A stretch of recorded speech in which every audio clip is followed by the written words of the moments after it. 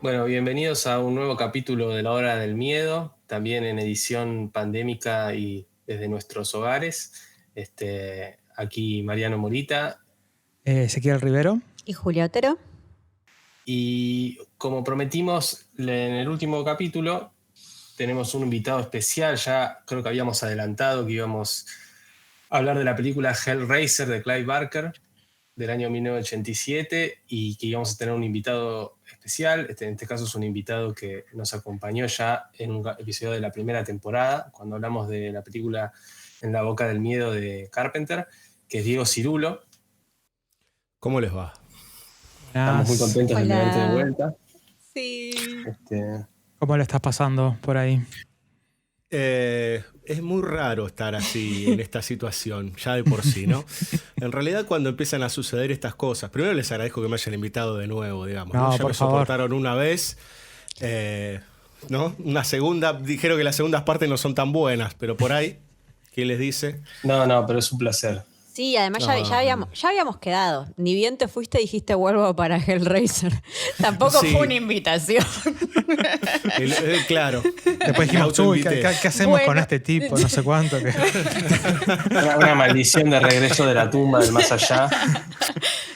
Claro, nos quemó la cabeza, vino acá, nos hinchó las bolas y ahora tiene que otra vez volver. Bueno, ¿qué vamos a hacer? Lo cierto es que en realidad es muy loco tener que hablar sobre todo de cine fantástico y de terror en esta época, digamos, ¿no? Claro. Como que muchas de las profecías se empezaron a cumplir. El cine como sistema filosófico y como mirada del mundo de repente nos dejó en evidencia que muchas de esas cosas pueden suceder y digo, no tan tremendista como la última vez que nos encontramos con La Boca del Miedo, pero estamos en un momento muy complejo del mundo y bueno, pareciera que no solo Carpenter, sino unos cuantos autores como Clive Barker se adelantaron, por decir de alguna manera, y nosotros lo estamos viviendo. Aparte, como si ya no quedara lugar para nuevas... Como lo que antes pensábamos que era ficcional, ahora de repente es como te obliga a replantear qué es ficción, ¿no? Bueno, eso ya ahí ya nos tendríamos que meter con algo que da mucho más miedo, que tiene que ver con a qué creerle y a qué no, digamos, ¿no? Eso ya es una problemática muy actual, digamos, porque la mayoría de nosotros nos pasamos mucho tiempo o en casa, bueno, los que tienen que trabajar por cuestiones esenciales fuera, pero hay toda una cantidad de situaciones que a uno lo van envolviendo y lo van metiendo en distintas realidades que lo van mareando, por decir, ¿no? ¿Cuál sería exactamente la situación o el estado de situación actual? Es muy complejo y eso también da mucho temor, digamos, ¿no? Digo, uno ve las situaciones acá, dentro del todo todavía la cosa está, y toco madera, me toco la cabeza por las dudas, está más o menos controlada, pero uno ve lo que sucede en grandes potencias y básicamente lo que ve es un estado grandísimo de terror, digamos. Es que ¿no? yo escuché literalmente gente diciendo en el Amazonas que cuando explotó, que tipo, esto es una película de terror, decían eso en los hospitales y es como que no estaría dando. Yo pienso mucho en ese cómic que hubo, no tiene que ver con lo de la situación de la pandemia, pero con esta cosa de irrealidad.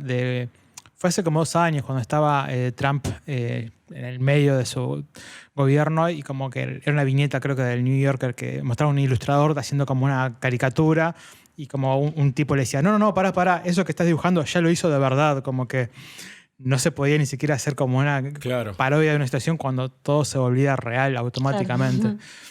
Claro, uno se pondría a pensar qué harían si se levantasen de la tumba tipos como no sé, el propio Wells o algunos que escribieron en el siglo XIX y primera parte del siglo XX y viesen lo que está pasando, digamos, ¿no? O por lo menos hubiesen presenciado los últimos 50 años y dirían, la mierda, digamos, ¿no?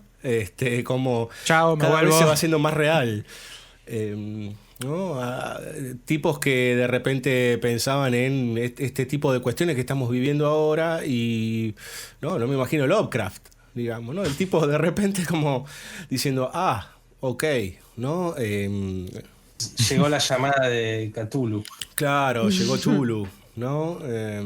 O unas empanadas ahí, un vinito. Sí, media docena de humita bajo el brazo. Sushi de pulpo. Claro. Empanada de pulpo, no está mal eso, no está nada mal. Es un chiste de logia ese, es como de Vamos a culto de buscar, terror. vamos a buscar un ilustrador que nos haga un buen dibujo de Tulo con sus empanaditas Con y sus su, empanadas y su de humita. Según vimos en BCO, igual siguieron grabando bastantes capítulos. O sea, Sí, Sí. están Viendo- increíblemente productivos para una pandemia, diría yo. Demasiado. Demasiado. De hecho, te tuvimos que traer nosotros acá para que seas productivo vos en nuestro podcast. no digas que no tenés que decir qué hacer. No, en realidad tuvimos bastante suerte.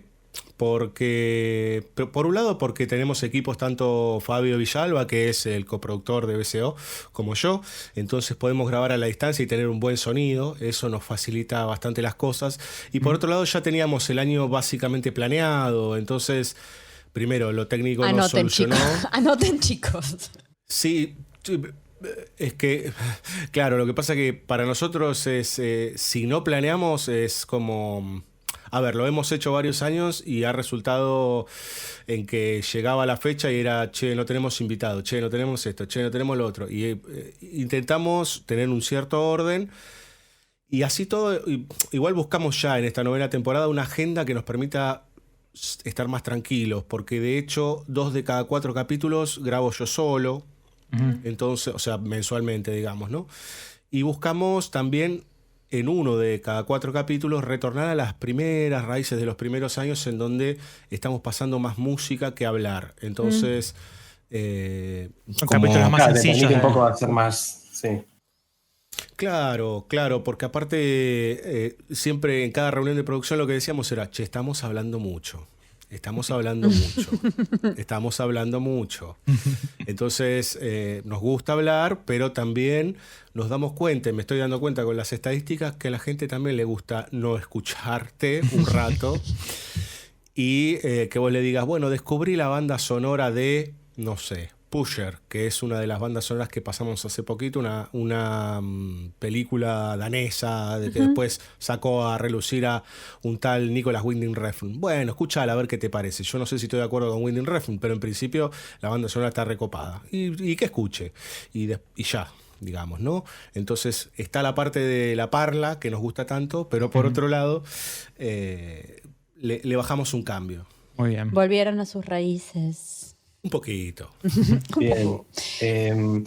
Podríamos entrar un poco en la película del episodio y quizás podremos, no sé, en el caso de tuyo, Diego, me imagino que debe ser ya un clásico de tu vida. Sí. Verla hace mucho. No sé si ustedes, por ejemplo, ¿cuándo fue la primera vez que la vieron? Yo la vi hace, no sé, hace mucho tiempo. No fue, de hecho, es la primera vez que la vuelvo a ver. Vi alguna de las secuelas que ahora ni recuerdo, no era la 2, porque la 2 la vi hace poco también, y no era para nada como recordaba. De hecho, creo que tengo de vuelta una imagen mental de entre secuelas y un poco la popularidad de la película basada en el personaje quizás, bueno, ni siquiera denominado Bueno, Pinhead. Pinhead. Ni siquiera denominado Pinhead. Claro. Y así que fue muy novedoso verla y muy bueno verla. Pero ¿cuándo la viste? ¿No te acordás? No, ¿De no niña? sé, sí, hace 20 años, no me acuerdo. Sí, yo la vi hace una semana, por primera vez. Así que yo Bien. voy a hacer como el tradicional papel de el nuevo en esto. Vimos, El niño neófito. claro, el neófito. Vi la 1, vimos la 1 un viernes de noche y el otro día nos levantamos y vimos la 2, que es una experiencia muy recomendable. Como hacer un doblete así. Es que Y- vienen muy pegadas la 1 y la 2. Vienen A muy mí en mi pegadas. caso, por ejemplo, la vi muy tarde, igual, digamos, no es que, o sea, no la vi hace una semana, pero la vi ya de grande, adolescente, y recién la volví a ver ahora, por ejemplo. Claro. Tiene esa cosa, bueno, después hablaremos de la 1 y la 2, pero yo hace poco vi también por primera vez Halloween 1 y 2 y también tiene el mismo formato que, bueno, ¿qué pasa inmediatamente después? Y la continúan. Que es interesante como tal vez analizar otras películas que hacen ese método de hacer una secuela, digamos, ¿no? Que es que es bastante interesante. Y no sé si, creo que no es muy común ahora o es medio raro. Creo que la única que es así ahora que recuerdo es la de Feliz Día de tu Muerte 2. ¿No termina Insidious así? también. Ah, Insidious también es así. Insidious 1 y 2. Igual, más allá de haberla visto medio tarde, también te genera la sensación como de haberla visto, ¿no? Como de ya. Tiene como un tipo de imaginario tan como específico de la película que sentís que por ahí, aunque no la hayas visto toda, sentís que un poco la conocés por conocer esos cuartos asquerosos con polvo o las cadenas y los ganchos y los pedazos de cuerpo y cosas, es que es todo muy revulsivo, todo ese En el sentido de lo imaginario. visual puede ser, pero por ejemplo, en cómo está construida la historia, yo no recordaba absolutamente nada. Por ejemplo, no recordaba la centralidad del personaje de Julia y bueno, sabía que estaba Kirsty, eso lo recordaba, pero la veía Claro, más como después una está todo Final lo Girl que está el prototípica. conflicto Sí, pero como es muy, muy distinto a lo que recordaba, todo. ¿Y vos, Diego, cuándo la viste? No se ve mi cara, digamos, ¿no? Pero delata mis años. No fui al cine a verla, obviamente, porque era prohibido para mí, yo era menor de edad, pero la debo haber visto en VHS 2 o 3 años después, digamos que se estrenó. La película es del 87 y yo la vi también, como conté en un montón de oportunidades, digo, medio a escondidas, te podría decir. Y ahí yo creo que el primer recuerdo tiene que ver con algo que decís vos, Mariano, que es ese, o sea, yo cuando la volví a ver ya era mucho más grande, digo, ya estaría en la facultad. Y ahí yo dije, qué pedazo de película, ¿no? Pero el recuerdo era de un miedo atroz a Pinhead, que sobre todo lo que me había quedado grabado era esa imagen tan icónica que es el personaje con el cubo de Le Marchand en la mano, digamos, ¿no? Mirando de una manera muy feroz a aquel que está parado frente al afiche, digamos, ¿no? Ese es el primer recuerdo, digo. Y ya después, obviamente, cuando la volví a ver, que dije, ¿por qué no la vi muchas veces más antes, digamos? No estoy hablando exclusivamente de la 1. Sí. Entendiendo que, sobre todo, es una película que en su estructura, digamos, o en su conflicto, no es que es enorme, ¿sí? Es algo bastante sencillo, les podría decir, pero que abre una cantidad de capas que tienen que ver con, yo les diría, ustedes hablaron de Nightbreed acá, de Clive Barker, que es una obra posterior, que está basada en Cabal, que también es una novela de él, que tiene que ver con una cantidad de capas de percepción social y que tienen que ver con las ideas de las minorías y con la sexualidad y con la expresión del cuerpo, que ya están 3 años y pico antes en Hellraiser, digamos, ¿no? De una manera mucho más sutil, entre comillas, porque no es una película demasiado sutil, pero sí que están por ahí dando vueltas y que después se van a terminar de confirmar, me parece a mí, en Nightbreed, que a mí, les soy honesto, sigue siendo una película que me cuesta mucho valorar, pero porque no le termino de entrar yo visualmente. Totalmente opuesto a lo que me pasa aún hoy con Hellraiser, digamos, ¿no? Con lo que decías, se me ocurre que un poco decías que tiene un conflicto muy simple, si uno lo piensa, lo que está pasando, pero al mismo tiempo te abre, creo que decías algo así, que te abre un montón de otras capas a través de eso. Sí. Y creo que un poco se refleja en esa cuestión de que tenés una especie de elemento que te abre un portal enorme a todos los infiernos imaginables. Pero aún así se sostiene todo sobre el regreso y el ingreso de un solo sujeto entre un lugar y el otro a través de un portal, en un cuarto, en una casa de una familia. Entonces es como que te conecta a eso, ¿no? Como la historia individual de estos personajes con toda una especie de submundo que tiene, no sé, una amplitud que ya excede, más universal. Es un drama pequeño dentro de un mundo muy vasto, digamos. Y me gusta cómo, viendo solo la 1, te parece que es un mundo muy misterioso, muy vasto. Bueno, tipo, empezando porque el personaje icónico de la serie de Pinhead ni siquiera tiene nombre, ni siquiera es un protagonista, ni siquiera es algo como si fuese Chucky o Freddy, que es una cosa icónica que es el malo. No, es un personaje no accesorio, pero casi, digamos, un poco a lo que pasa realmente en la historia. Como parte de un grupo de otros que son así también. Sí. Yo no sé si les parece, hablar un poco del director primero, quizás, que me parece como alguien muy interesante. Sí, claro. Sí, claro. Clive Barker en realidad es un escritor de terror. Podríamos decir que es la versión británica de Stephen King, de alguna manera. Fue bautizado por Stephen King como este es el futuro. La clásica frase, ¿no? Este es el futuro del. Sí. Claro, ¿no? Vi The el Future futuro of Horror. del terror y se llama Claro. Clive The Barker. Future of Horror is Clive Barker, digamos, ¿no? Yo me imagino que esta es la época en que estaba haciendo Maximum Overdrive Stephen King, así que debe tener unas líneas de cocaína altísimas. Así que yo no lo sé, digamos, para mí, yo he leído a Clive Barker, he leído la novela original que no se llama Hellraiser, se llama The Hellbound Heart. Hellbound Heart, sí. Es cortita, se lee en un toque, ¿no? Las publicaciones vienen con una letra así para que pueda tener 200 páginas. Y es muy sencilla de leer, muy, muy gráfica, y yo creo que eso es parte de la lógica de Clive Barker. Hay que tener en cuenta varias cuestiones con respecto a este señor. Primero que es un señor doctorado en Harvard, filósofo en historia y qué sé yo, y literatura y un montón de cosas, muy típico, muy british, digamos, que tiene un condimento que no es menor para entender, sobre todo Hellraiser y Nightbreed, que es su condición sexual, digamos, ¿no? Clive Barker es homosexual, y mucho de lo que él absorbió visualmente en los clubes nocturnos ya en Estados Unidos y en parte de los Leather Boys de Gran Bretaña van a estar, pero verdaderamente llevados de una manera muy gráfica. A Hellraiser y a Nightbreed se nota muchísimo, aparte de que encima el tipo dibuja, ¿no?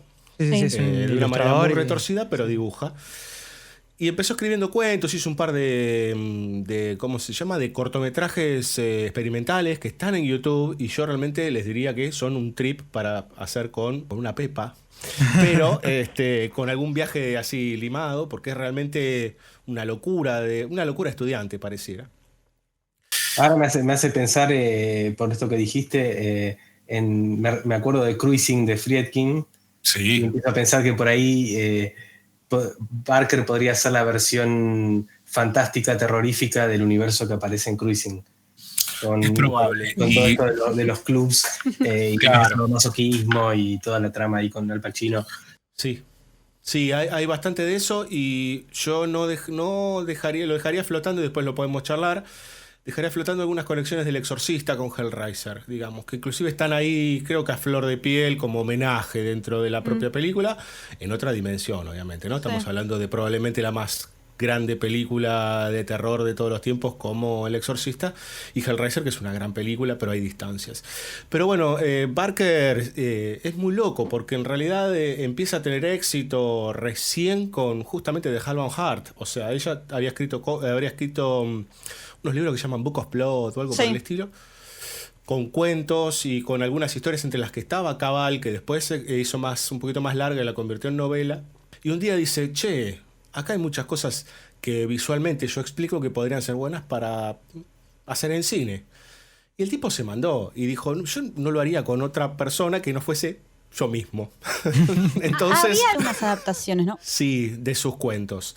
Es también interesante saber, ustedes saben más que yo, que hay una cantidad enorme de adaptaciones de obras de Stephen King que uno ni se acuerda o no sabe o no recuerda, porque son por ahí hasta inclusive cuentos o narraciones más cortas que ni siquiera tienen que ver con el terror, pero que han sido adaptadas. Con Clive Barker pasa algo muy parecido, sobre todo de los 90 para acá. Digo, hay un montón de adaptaciones que uno no tiene ni idea que tienen que ver con sus cuentos, pero me parece que hay una que sí hay que marcar, que probablemente marcó los 90, o que por lo menos es muy recordada, que es Candyman. O sea, Seguramente la historia tratemos tiene... en este año, quizás. Quizás. Sí, de la mano de Jordan Peele, lo cual yo no sé si por la primera película me daría mucha alegría, por la segunda película me daría bastante igual miedo. La escribe Jordan Peele, la dirige Nia Costa. Así que claro, no sé. digo en términos de producción y escritura, pero no lo sé, digamos. Interesante ¿no? eso. Yo creo que me... Polémico quizás, pero me puede gustar más Jordan Peele escribiendo y dirigido por otra persona quizás. Y puede ser. No, yo estoy cerca de estar de acuerdo con vos, sobre todo por la última. Yo la anterior, Mariano, recordame el nombre, que vos sos más memorioso. Get Out. Get Out. Get Out.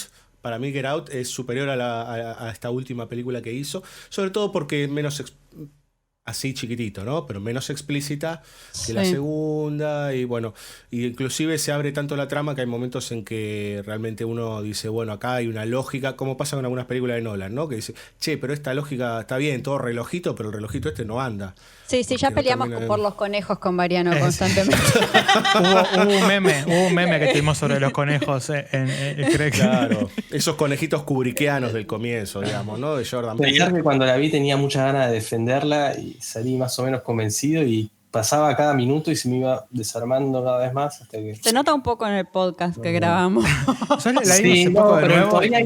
A mí me gusta. A mí me gustó un poco más. Las cosas que no me gustaron me siguieron sin gustar, pero me pareció como más sólida, digamos. La vimos Bueno, ahora pero en tenía 40. miedo escuchar el capítulo porque creo que en ese momento todavía estaba un poco a favor yo. Así que No, estaba bastante a favor, te reconvencimos. Por eso. Bueno, fíjense ustedes que Get Out justamente lo que hace es hablar de un mundo y un submundo, ¿no? No, estás hablando de Us, me parece, ¿no? Claro, Us, perdón. Us habla de lo que vemos y lo que no vemos, digamos, ¿no? O presuntamente las sombras de lo que está aquí en este mundo reluciente que es el mundo capitalista, bla, bla, bla, bla, bla, bla, bla. Bueno, ok.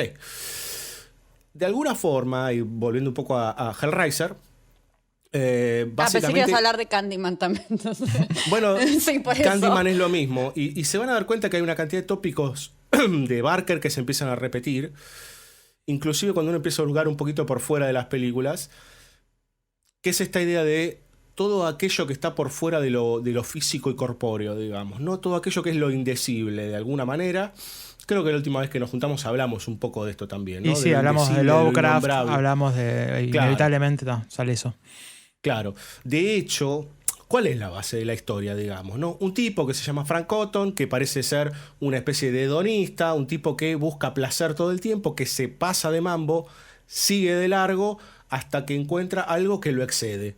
Y en su obsesión por encontrarse con algo que lo excede, que es justamente la caja de Le Marchand, que es esta caja mítica, que en realidad la película nunca te explica cómo funciona, y me parece perfecto que no explique cómo funciona. Porque uno intuye cómo funciona, ¿no? Hay algo ahí, no sabemos bien. Que después uno puede encontrar algún hueco de verosímil dentro de la película, puede ser, pero la verdad es que como está construida, no importa demasiado. En la 1 es re consistente. En la 2 quizás eso, con la apertura al mundo ese, claro, que uno no entiende, debe empezar a haber reglas que uno dice, bueno, ¿quién se transforma en qué? Y todo eso. Sí, pero si quieren después hacemos algunas anotaciones sobre la 2, que realmente tiene unas cuantas, valga la redundancia, unas cuantas cuestiones para revisar.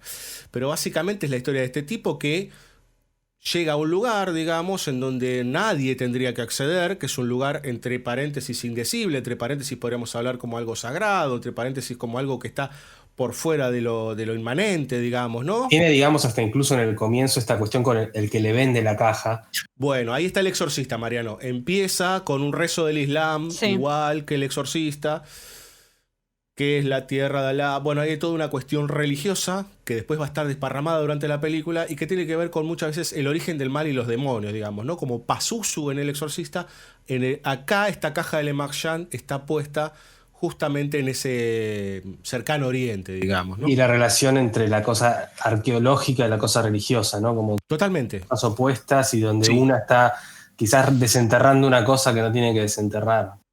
Claro, acá no está desenterrado, pero entendemos que es una caja que pertenece a un ámbito que muy lejos está de la concepción occidental de la vida, digamos, ¿no? Pero que esta caja, después vamos a entender cuando avance la película, que en realidad todo el tiempo está como circulando entre ciertas personas. Aquellos que son propensos a, pongámoslo en estos términos, en términos muy católicos, pero en términos a pasar la línea y pecar, digamos, ¿no?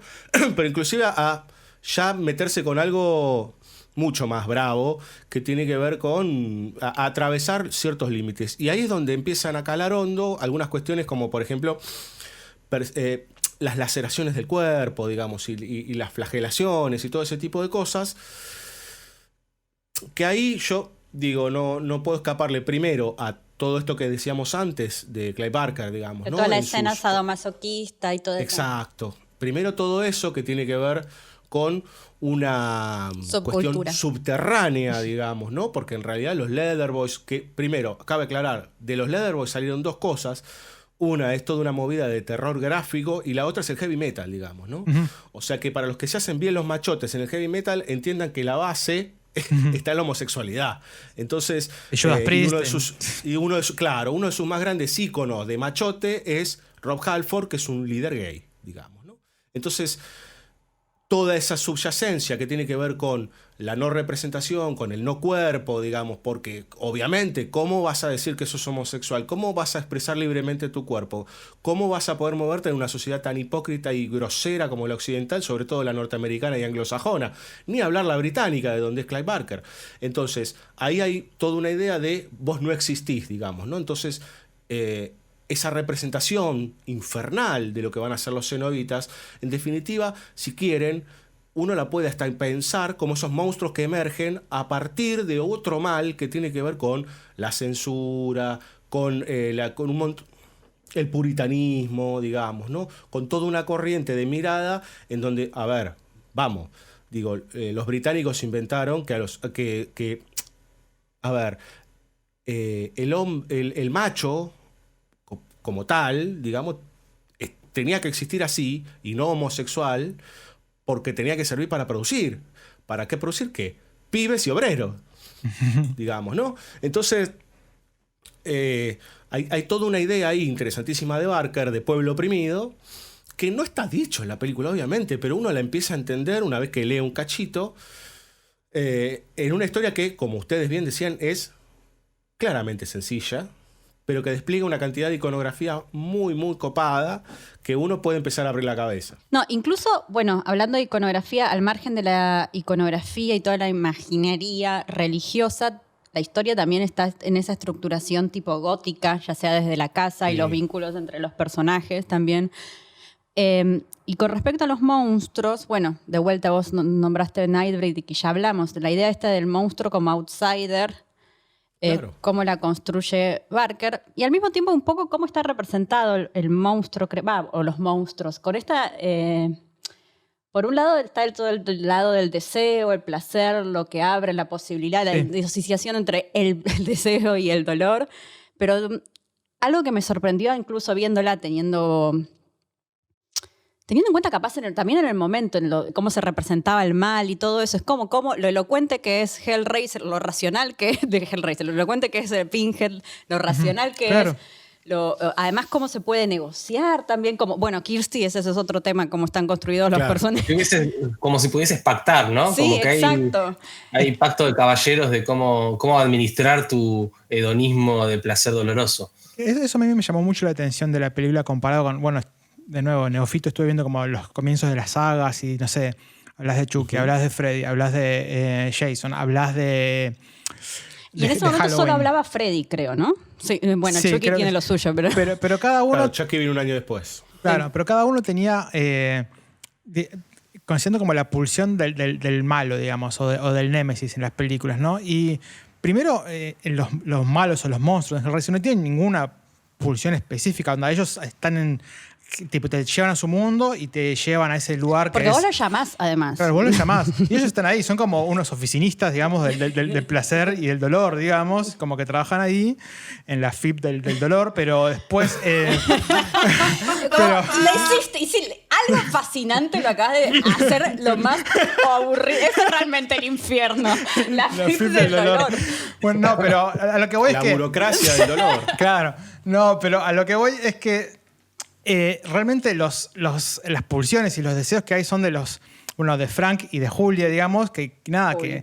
Qué genia, Julia. Julia es genia, pero Frank inicialmente lo que quiere es nada, eso, como trascender a un nuevo nivel del placer, como una especie de hedonismo absoluto, que es muy distinto a lo que generalmente el malo quiere, que es o venganza o, no sé, maldad pura, como si fuese el caso de Halloween, o no sé, o otro objetivo como sí, pero es como que es realmente una cosa muy, muy de la carne, muy humana, digamos. Y lo mismo con Julia, que tiene una obsesión, tipo Julia tiene ganas de coger. Tiene ganas de coger como loca, no puede más, y ese es el motor de la película.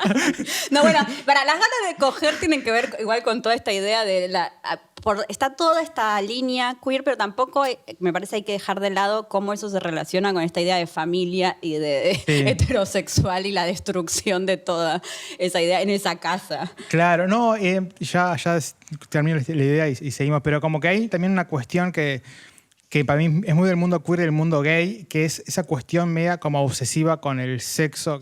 La escena en la que ella recuerda, y ahí nos enteramos que tuvo ese affair con Frank, vieron que está como la edición entre que el marido se va a lastimar la mano y ella tipo es una gran secuencia que es un polvo, digamos. Toda esa secuencia es un polvo, digamos, ¿no? Uh-huh. Que termina acabando sangre, lo cual es brutal porque encima de la sangre nace el mal, ¿no? Uh-huh. Simbólicamente es muy potente. Pero yo creo que toda la película visualmente es muy potente, pero esa secuencia yo creo que es una de las cosas más acabadas de toda la película. Sí. Acabadas literalmente. Literalmente, más allá de lo gráfico y explícito y al borde de lo grosero, digamos. Creo que, bueno, vos debes saber más, pero me parece que las escenas... No, sí, creo que debes saber más. Las escenas sexuales son como bastante...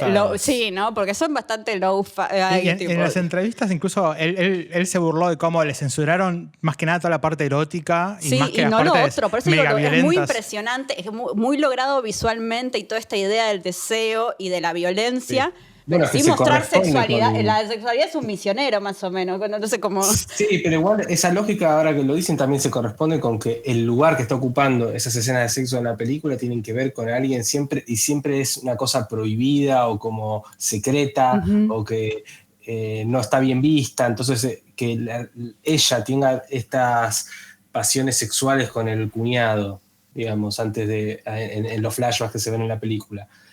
Sumado a esta idea de creo que ese vos decías antes, esto de la obsesión con el sexo por ahí sin amor, como mucho más obsceno o pornográfico. Me parece que también está asociado a la idea de bueno, si somos una comunidad que no podemos estar en la superficie, bueno, abajo de todo hacemos lo que le molesta a lo que está arriba. Entonces quizás también está esa cosa de desde la marginación se produce también la cosa... Se genera la relación violenta con esa, la relación que lo puritano te está tapando. Uh-huh. Hay varias cuestiones ahí para tocar. Vos hablaste de lo comunitario, digamos, o lo de la sociedad por debajo. Y en realidad los cenobitas, el término cenobita viene justamente de unión comunitaria, digamos, ¿no? Es un término que viene del griego y después se deforma en el latín. O sea que en realidad lo que nosotros estamos viendo que emerge es una suerte de, podríamos decir, logia o grupo societario sagrado, digamos, ¿no? Porque además de tener toda la lógica de Leather Boys, digamos, ¿no? De horror, ¿sí? Que tenemos a Pinhead y a los otros tres machos y una hembra, digamos, para entenderlo en términos monstruosos. Además de todo eso, hay toda una lógica sacerdotal, digamos. O sea, claramente Pinhead está parado con la luz detrás y parado como si estuviese a punto de rezar todo el tiempo, digamos, ¿no? Entonces también hay toda una lógica que va otra vez, como lo que les contaba antes, va más allá, yo creo que, de la idea de lo físico, pero físico en términos de aquello que nosotros habitamos en el aquí y ahora, porque me parece que lo que proponen estos cenobitas con el cubo de Le Marchand es en realidad un pasar más allá de eso. De hecho, ¿cuál es el problema de Frank? El problema de Frank es que no puede soportar tanto dolor y es destrozado absolutamente. ¿Sí? Apenas empieza la película, digamos, con un efecto increíble ese de los pedacitos de cara. Fantástico. Es muy increíble que los efectos sean tan buenos en una película que salió nada más que $1 millón. Una película baratísima. Siguen siendo muy asquerosos muchos. El nacimiento de Frank. No, y aparte es buenísimos. Sí, son excelentes. Claro, Sí, y aparte todo de lo eso, que tiene que ver con la ausencia de piel, que uno por ahí te das cuenta que es un traje o te das cuenta que las vértebras que se ven en la espalda no son vértebras, pero sin embargo, por algún motivo está puesto de forma tal o presentado de forma tal, con toda su viscosidad Todo y ese el látex horror que que eso usaban significa para y los ver cómo efectos. surgió. Es ese juguito que le ponen a todo que te da asco Lo automático, crees. igual. Es como. Todo chorrea y salpiquea y como que todo es tipo, te tocan y todo el tiempo se Todo está muerden el sucio dedo y es como. jugoso. Todo un Sí. montón de Hay fluido algo, constante. hay algo que lo acerca mucho a la viscosidad y a los monstruos de The Thing, de Carpenter, por la Por cuestión supuesto. también de estos rostros y formas disonantes, ¿no? No sé por qué digo una analogía con el sonido, pero al disonante siempre me pareció como la palabra indicada, como ver al muerto y la cara de ese cadáver extraño sin piel tiene toda la boca torcida y un ojo Sí. que se le va para otro lado, como que esta idea del cuerpo como cosa, Sí. sobre todo en el nacimiento, para el nacimiento no, cuando surge Es un Frank nacimiento, sí. del piso, que se escuchan como llantos de bebé y hay como- Sí. Bueno, es una resurrección, digamos, en tal Sí. caso. Y por eso para mí lo que plantea Barker, digamos, es una mirada invertida, si querés, del catolicismo, ¿sí? De la mirada católica, que tiene que ver con que justamente es como un resurgir de la sangre, digamos, ¿no? Pero esta vez saliendo desde un lugar que poco tiene que ver con las estructuras tradicionales, en tal caso, que plantea, o por lo menos lo que deforma el puritanismo, como les decía antes, de ese catolicismo primigenio y que lo convierte en el lugar punitorio para ciertas minorías, digamos, ¿no? Entonces vas a ver que todo eso, que es lo indecible, que es lo que no tiene cuerpo, o que por lo menos para los que estamos en este mundo no tienen cuerpo, en realidad se puede volver a expresar. Y ese volver a expresarse no puede ser de otra manera que no sea, digo, pensémoslo en términos del hoy, digamos, ¿no? Cómo se están expresando estas diversas formas de sexualidad y diversas formas de género, y que a muchos les genera altísimo rechazo, ¿no? ¿Por qué? Porque son distintas y porque aparte se expresan con muchísima potencia. Y toda esa potencia tiene que ver con acá estoy, ¿no? Y me parece que un poco tiene que ver también la iconografía de Hellraiser. Obviamente que no... A ver, un tipo como Barker podría haber hecho cualquier otra cosa y no meterse con algo tan visceral y tan oscuro, pero para mí la idea del shock justamente está en que, bueno, che, hola, digo, más claro, échale agua es Nightbreed, ¿no? Hola, llegamos nosotros, ¿no? Sí. Estamos acá. Y me parece que en ese sentido es, si vos vas a cruzar esa barrera, sabé las consecuencias, digamos, ¿no? Y el saber esas consecuencias implica que vos no te podés escapar. Como Claro, hace bueno, Frank iba a Cotton. decir algo así, porque tiene que ver con volver un poco al infierno al cual te fuiste, como no pretendas ahora volver y expandirlo acá, te fuiste ahí, quédate ahí. También un poco el conflicto pasa a ser en un momento cómo hacemos para volver a llevar a Frank al infierno del agujero del cual salió. Bueno, a Freddy también un poco es Es que en realidad lo primero que hace Frank, digo, como buen machito capitalista, lo que hace es, hace un pacto con el diablo, ¿sí? Pero después se caga en el pacto con el diablo. Entonces, y bueno, macho, sonaste, digamos, ¿no? Te van a venir a buscar. Te van a venir a buscar. Además, vos leíste la novela. En la novela Sí. es claramente un pacto. Acá parece un poco como que capaz tiene una búsqueda y no sabe y bueno, se la puso. Pero en la novela es claramente un pacto Es un faustiano. pacto claramente fáustico, muy cercano a lo fáustico. Acá no está tan claro, digamos. Hay cosas que van mucho más rápido y son mucho más de impacto. Porque, bueno, porque el tiempo apremia y hay poca guita, calculo yo. Y aparte porque me parece que... No, es que no influye tampoco, digamos. No, se intuye, digo, sí. esa lógica la podés ir siguiendo casi a modo de tono, pero igual es como que te queda esa idea de la voluntad de él para entrar a eso. Vos antes hablabas de que el póster ya te producía esa idea de con la mirada de Pinhead con la caja. La caja te la está ofreciendo como si fuese un sacerdote, una hostia. Totalmente. Sí. Bueno, en el centro hay justamente un círculo que es una hostia, si querés, ¿no? Y otra cosa que también que uno puede llegar a entender, digo, hay varias influencias que cuenta Barker con respecto al cubo de Le Marchand. Una de ellas claramente es la caja de Pandora, o digo, ¿no? La caja que abre todos los males, Obviamente, ¿no? Por ejemplo. Sí. Pero él lo basó en un jueguito tipo cubo de Rubik que le había regalado el abuelo. Bueno. Es un tipo de juguete. El puzzle box es una cosa que existe, que claro, gente vende, que tipo le puedes incluso pedir que tenga un juguetito adentro o un regalo adentro, pero tenés que abrirla de una forma y tenés que tocar botones, se va abriendo. Exacto, exactamente.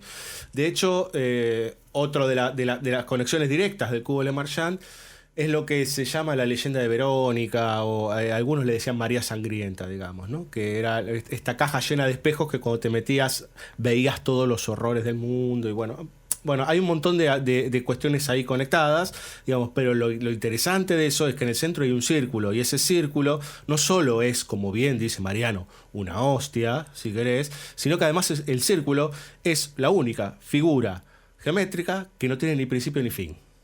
Eso significa infinito, interminable, no tiene, o sea, ¿dónde arranca? ¿Dónde termina? Justamente es lo que dice Pinhead la primera vez que se muestra, digamos, ¿no? Nos dicen ángeles, nos dicen demonios, somos el placer y somos el dolor.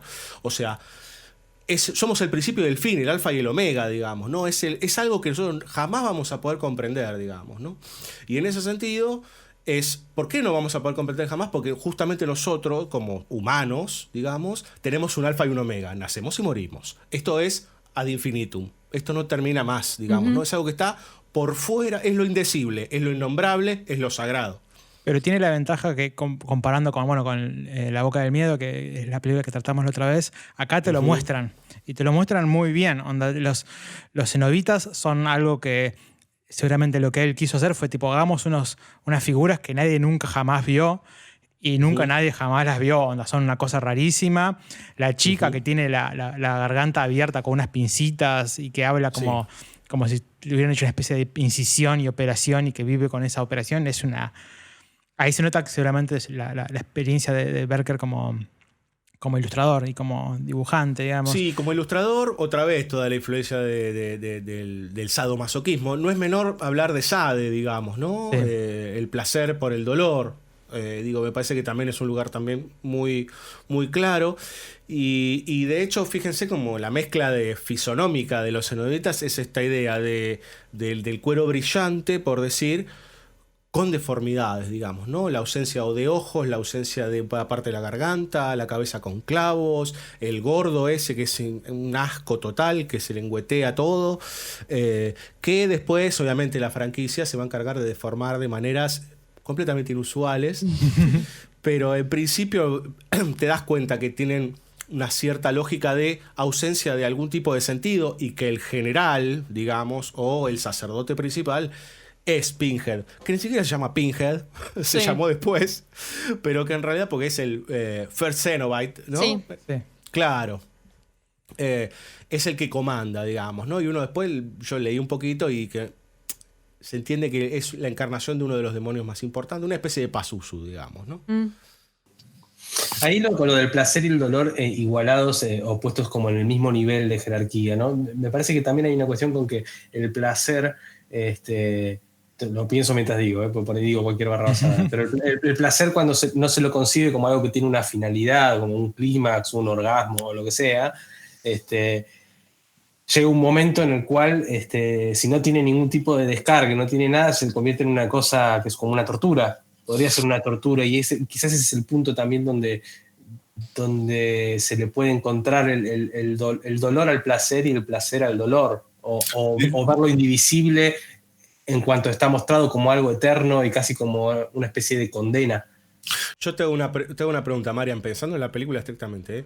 ¿Qué te parece más, pero no excitante, no lo pensemos en términos de que te erotizan y qué sé yo? Yo quiero saber qué le parece más sexy. Si querés te hago una sesión de psicólogo gratis, aunque no lo soy. De sexólogo. Claro, de sexólogo, soy el doctor Kuznetsov. ¿Qué te erotiza más? ¿La escena de sexo entre el papá de Kirsty y ¿cómo se llama la protagonista? Ya nombrás Julia.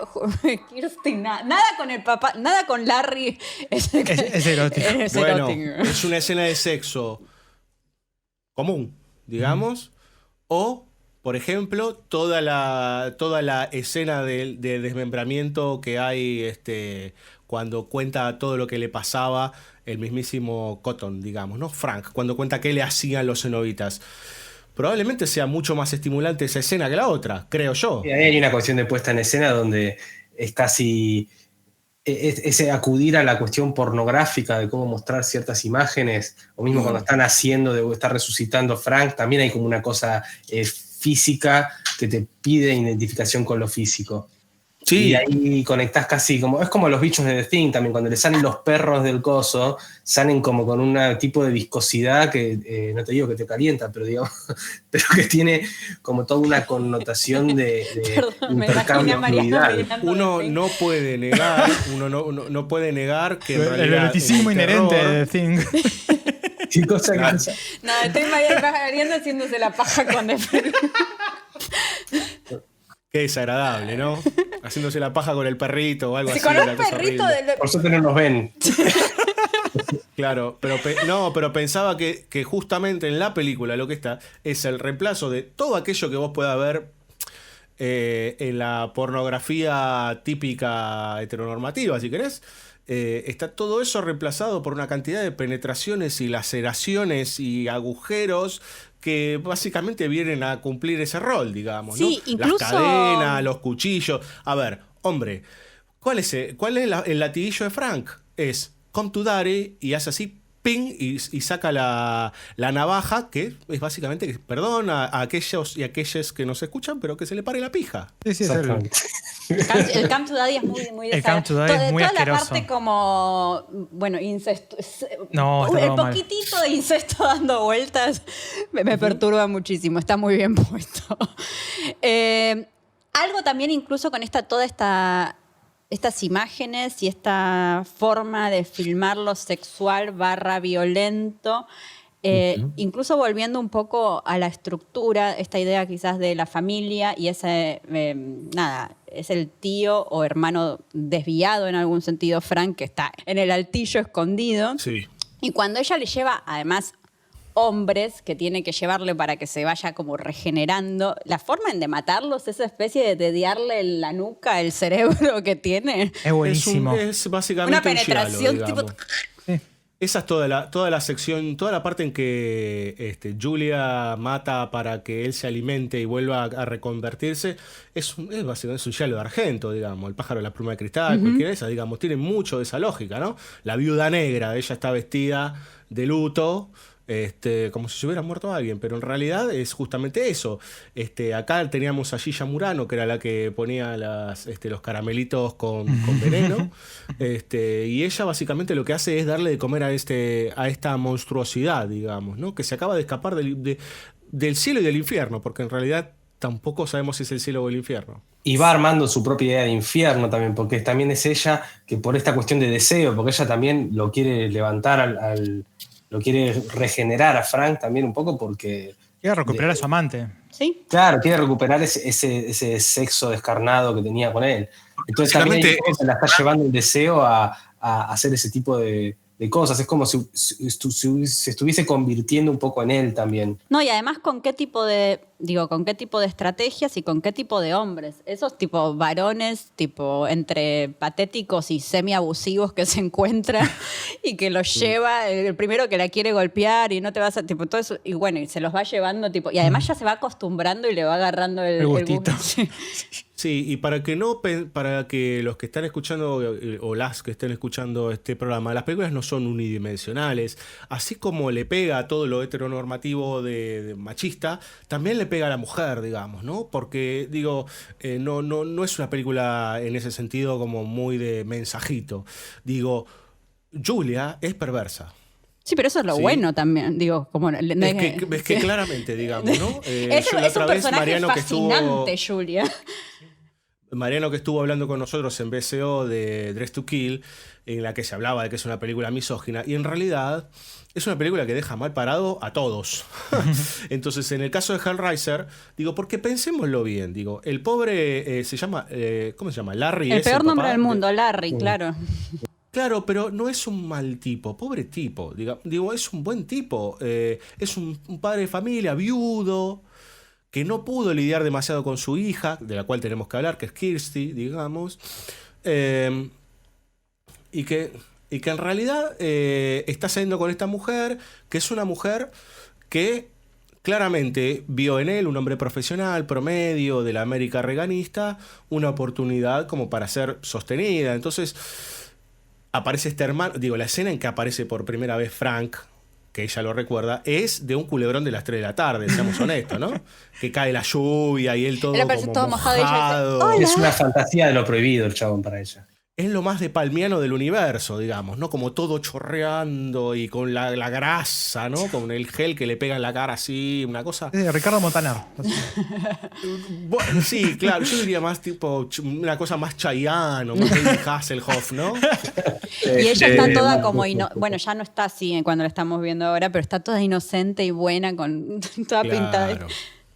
Claro, supuestamente él la pervirtió, digamos, Exacto. ¿no? Pero convengamos que ella en 4 nanosegundos se rinde a sus brazos, digamos. Claro. ¿no? Entonces también hay algo Pues germinal. por supuesto. Claro. En tanto Julia me autoperciba como Julia de Hellraiser. Bueno, pero vos fijate que en ese sentido está bueno entender que no es una película que, entonces vos estás diciendo que Hellraiser es una película pro LGTB. No, tranquilo, digamos, ¿no? Tranquilo, digo, hay una cantidad de facetas que está proponiendo la película con sus cosas buenas y con sus falencias, pero que está abriendo un campo mucho más grande que una cosa un poco más, digamos, como más fundamentalista, ¿no? Sí, absolutamente. Igual yo creo que no es por una idea de golpear o no golpear, de cosas, de conceptos o ideas con aspectos buenos o malos, todo entre comillas, justamente tiene que ver con esta idea, que creo que es bastante actual, de representación positiva de las cosas. Claro. Sí creo que, como venimos hablando, la película tiene como unas representaciones y narrativas que son como innovadoras o distintas a lo que se había visto ya incluso desde de ciertos elementos visuales que ustedes mencionaron. Y al respecto, un par de cosas. Hay toda una tradición en el análisis de terror, de lo monstruoso. Uh-huh. Hay un asociado a lo queer. Hay un libro de un crítico o de un investigador que se llama Ben Hoff, que se llama Monsters in the Closet, que es toda la historia del cine clásico estadounidense de terror. Esta es la parte más interesante, igual, de todas formas, cómo está codificado lo gay y el lesbianismo en quizás todos los monstruos de Universal y demás, pero bueno, sigue como una historia de terror. Se basa en una tesis igual de Robin Wood. Pero Ben Hoff menciona a Baker y bueno, también a Cronenberg en algún sentido como terror reaccionario, porque considera que la representación de lo monstruoso está visto como algo otro. Uh-huh. Y eso es como negativo, sería. En realidad me parece más o menos en la línea de lo que dice Diego, ¿no? Me parece un poco simplista esta idea. Sí. Y justamente creo que Baker, en el posicionamiento que hace de lo otro y cómo se lo apropia, incluso en el lenguaje visual que usa para hacer esas representaciones, es como con mucho amor. Hablábamos de que, por ejemplo, cómo son elocuentes los monstruos, claro, o cómo son distintos, o cómo quiénes son los verdaderos monstruos y esas cuestiones. Y otro tema que sí creo que además, bueno, era un momento en el que el slasher ya estaba más que establecido, o sea, la fórmula ya estaba medio gastadísima. Bastante. Y el slasher es un género que ciertamente con ciertos personajes femeninos es un poco complicado o aburrido, en algún sentido, y misógino en otros. Pues bueno, todos sabemos. Gracias, slasher de los 90. Pero bueno, entonces bueno, no hablamos de Kirsty. Hay que hablar de Kirsty. Pero muchas veces es incluso más liberador ver como diversidad de personajes y maldad suelta por el mundo. Para una mujer que sea realmente sí. Mala, que tenga realmente...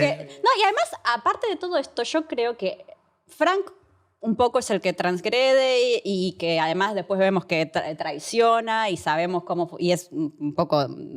Y con Kirsty es como el antagonista entre bien y mal con Kirsty, todo eso lo sabemos, sí. Pero igual entendés un poco su conflicto y con Julia entendés totalmente lo que le pasa. También a Kirsty, y un poco el vínculo entre las dos también es re interesante, porque está eso de madrastra malvada y niña inocente bien gótico que trata de solucionar. Sí. Pero al mismo tiempo tampoco tienen uno... Son antagonistas y se reflejan, pero no tienen una relación como muy prototípica desde el bien y el mal o dos mujeres que se pelean, tipo. De hecho, ni medio que una obstaculiza la agencia a la otra, pero ni les interesa mucho, como no es como muy dos No, mujeres en peleándose. todo caso, Christie puede llegar a ser la mujer que puede ver lo que le pasa a la otra, pero que no cae en esta cuestión de empezar a, esto que decía antes, como de sembrar ese propio infierno en el cuarto por haberse entregado a esa especie de deseo pulsional por Frank. Como que ¿Quién? claramente el personaje de Christie no entraría en esa. Es el personaje que justamente nos acompaña porque no entra en ese código. El personaje de Julia sí, lo que tiene es que empieza a hacer cosas que te empiezan a desidentificar como espectador en un Claro, momento. pero Vos 100% entendés por al qué lo hace, principio es pero la entendés que está película cayendo en una. Sí, pero 100% al principio es la película básicamente de Julia, creo, básicamente. Sí, Sí, de hecho, Kirstie hace una transferencia. Sí. Por eso ahora venía bien lo de que habíamos hablado antes de Vestida para Matar. Es como que conectás con una mujer que se mete en una y salís de la película con otra mujer que puede ver eso de otra perspectiva. Bueno, viene de Psicosis eso también. Por supuesto, digamos, acá no hay una obturación, digamos, no es que se muere la protagonista, sino que en realidad encontrás, bueno, pasa en otras tantas películas, ¿no? Que el que crees que es el protagonista empieza a desviarse de tal manera que tiene que aparecer alguien a reparar, digamos, y en tal caso uno puede empezar a pensar que lo que también propone la película es la idea del vacío femenino, algo de lo que decía Julia antes, digamos, ¿no? Bueno, podemos revisar un poco la historia, que igual es medio una leyenda negra, ¿no? Pero porque uno si revisa un poco, se va al buen Hollywood, encuentra grandes protagonistas femeninas que le pasan el trapo a unos cuantos protagonistas masculinos, digamos, ¿no? Laurín Bacall para empezar, digamos, ¿no? Pero tenés un montón más. Pero fíjense como simbólicamente dentro de la película lo que hay es algo que tiene que ver con la ausencia, si quieren, de madre y la ausencia de madre como eje, digamos, ¿no? Sí. Como eje rector y creador de vida, que también podemos hablar del tema de todo lo fluido que hay en la película, lo único que no hay es agua. Hasta el final. ¿No? El agua que le llueve Que le llueve, a Chayanne. Es la única. Sí, claro. Bueno, Pero es casi digamos, como una figurita, es una marca. claro, digamos, ¿no? Pero en el aquí y ahora, en el presente, en ese presente de la película, recién al final está el agua reparadora, digamos, ¿no? Pero piénsenlo en términos simbólicos, ese rol materno, ese rol de mujer, ese rol femenino, si quieren, que tiene que ver con básicamente el rol de la vida, está ausente porque hay una madre muerta, porque hay una madrastra. Kirstie se fue de la casa. Sí. Digo, Kirstie se fue a los márgenes. De hecho, cuando se la presenta, Kirstie está en el puerto, ¿no? O sea, está caminando y dice, no, pa, cuando lo llama, le dice, no, pa, la verdad que estoy en realidad en un cuartito con unas amigas y qué sé yo, conseguí un lugar que dentro del todo está bastante bien. O sea, que tampoco sé si se bancó demasiado, digamos, toda esa estructura. Entonces, No. hay un vaciamiento de lo femenino, lo cual uno puede empezar a tener un montón de lecturas. Y en ese lugar que puede ser suplido, digamos, por Julia, se pervierte, digamos, ¿no? Entonces, la que viene a reparar ese lugar, claramente es Kirstie, digamos, ¿no? Entonces es la que se encuentra con el cubo de Le Marchand, es la que cuando ve el horror por primera vez con ese monstruo terrible, muy parecido al de In the Mouth of Madness, digamos, ¿no? Es bastante parecido, Que- es verdad, sí. Re parecido y muy parecido a los bichos que inclusive si prestan un poquito de atención hay un momento que se le ven las ruedas abajo, Sí. pero violento, tiene ruedas de no sé, de una coupé fuego, pero ella ve eso y acciona, digamos, ¿no? Cuando los cenobitas aparecen por primera vez, ella horrorizada, digamos, lo que le dice es, bueno, vamos a hacer un pacto, digamos, ¿no? Y ese pacto es, che, loco, vos me venís a llevar a mi mujer, pero en realidad vos tenés al chabón este que se te escapó la tortuga, digamos, ¿no? Como diría el Diego. Hagamos un pacto, pero no me vengas a buscar. Bueno, eso obviamente después se va a retorcer porque en realidad las leyes de este mundo no son las leyes de ese mundo. Entonces, si vos ya abriste la caja, cagaste. ¿No? Entonces, eso después se va a replicar en la segunda parte. Yo les diría que fallido, muy fallido en la segunda parte, terriblemente fallido en la segunda parte, y después tendrá algunas derivas en todo el derrotero de películas de Hellraiser que vienen después, digamos, ¿no? Y incluso creo que esto lo leí que después la 2 con un par de cómics que seguían la historia de Kirsty y de Tiffany, que es la chica de la 2, sí. la que está en el psiquiátrico con ella, la rubia. Sí. Sí, está eso. Digo, automáticamente que sale la 1, sí. primero, imaginemos esto, una película de un palo, británica, en realidad protagonizada por británicos, dirigida por británicos, escrita por británicos, la pega de tal manera que de un palo que invirtieron, que en realidad al principio eran 700.000, gana 15. Ese mismo año que se estrena, los de Dimension levantan el tubo y les hace la 2. Y sale la 2 al otro año. O sea, sí. La 2 es del 88. Y para mí ahí están todas las explicaciones de por qué no se entiende nada de la 2. Porque en realidad no se entiende nada.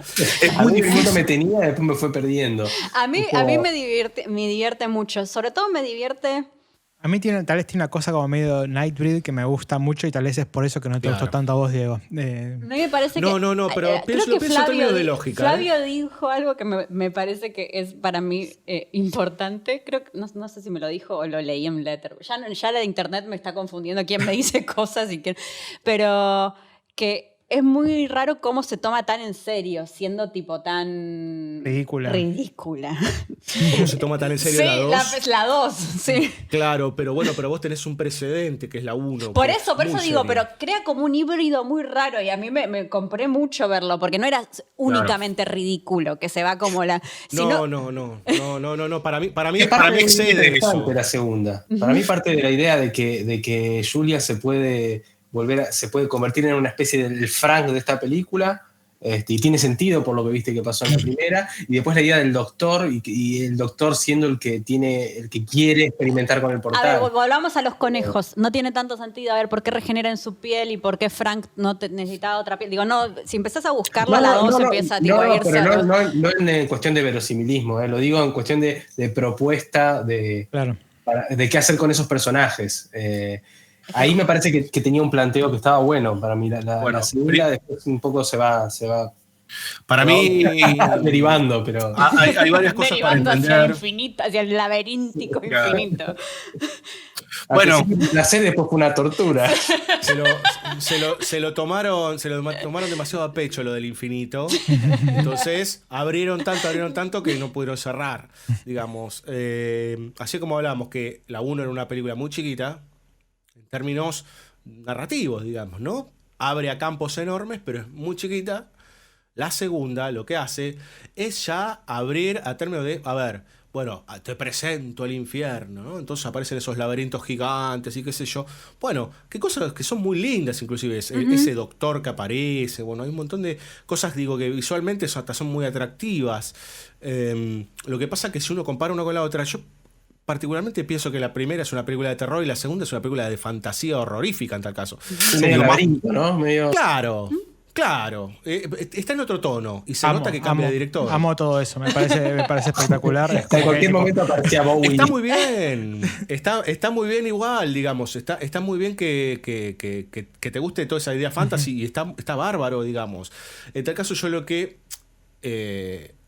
no termino... Y también es parte de por qué se hizo velozmente, digamos, ¿no? Se pensó velozmente que hay una cantidad de cuestiones que abren en relación a la primera, que no tienen demasiado asidero, pero bueno, lo podemos dejar ahí, digamos, ¿no? Yo venía del tema de los cómics.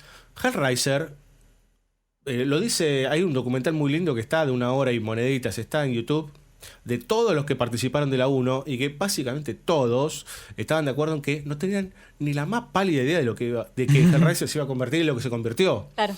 ¿Sí? O sea, fue un lugar muy... A ver, ¿cuáles eran los grandes íconos hasta ese momento del terror? Estamos hablando de Jason Voorhees, estamos hablando de Freddy Krueger, estamos hablando de Michael Myers. Sí, eso, y que una historia así gótica con trasfondo sadomasoquista la pegue tanto.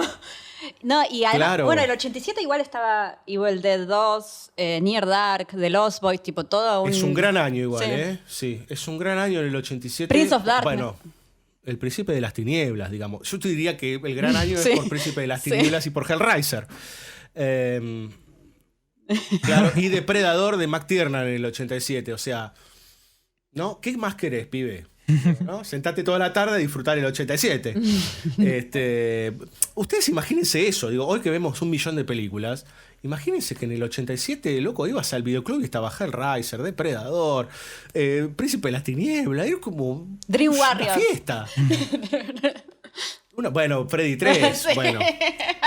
Perdón, esas son predilecciones. No, Dentro de todo, la 3 es de las, No, es de bastante las bien. más afables, pero ahora que comentás eso, me parece Por que eso la 2, idea, sí.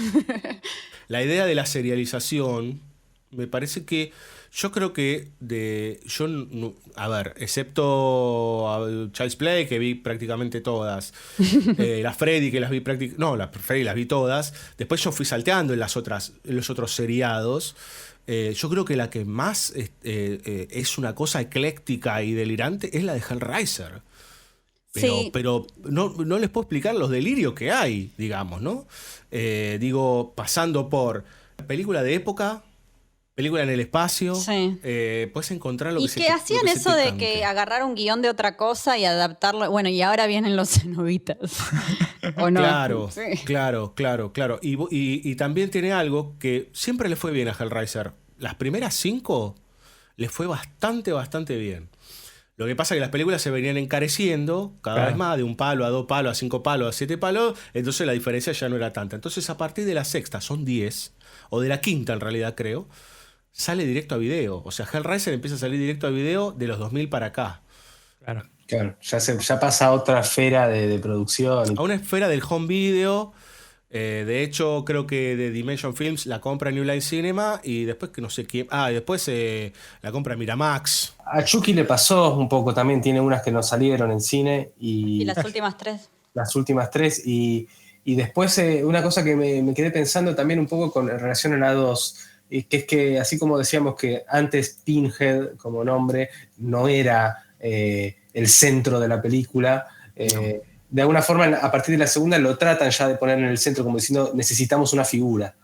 Y te ponen esa secuencia donde te muestran que él era este doctor, no me acuerdo qué personaje, y después te No, él era muestran cómo le ponían los clavos y Era toda una la cosa. especie de Como, Indiana Jones, de arqueólogo, no sé qué era. sí, No, era un soldado. Un explican soldado el origen, británico. digamos. Al explicarte el origen te iconizan al personaje.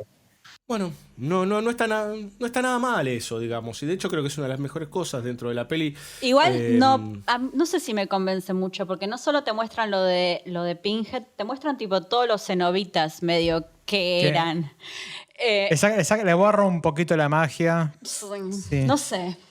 Les quería hacer una Bueno. pregunta. Que leí una cosa que me pareció bastante interesante, que cuando salió la película fue bastante...